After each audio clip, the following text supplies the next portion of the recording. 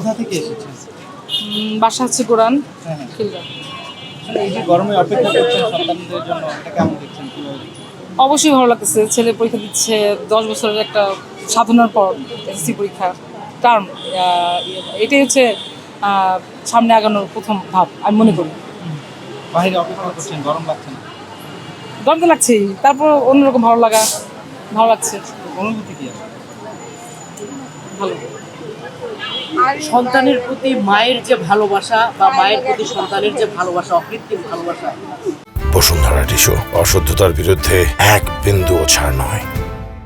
আজকের এই যে পরীক্ষা দিতে এসেছে সন্তান, আপনি বাইরে দাঁড়িয়ে আছেন চাতক পাখির মতো, সন্তান ভিতরে কি করছে, টেনশন হচ্ছে, সব মিলে আপনার অনুভূতিটা কি? না আলহামদুলিল্লাহ, টেনশন বলতে সুস্থতা কামনা করছি ফুল টাইম, যেহেতু গরম, প্রচণ্ড গরম।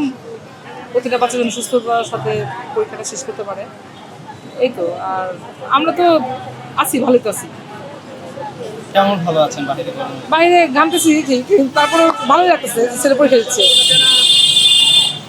ঠিক আছে।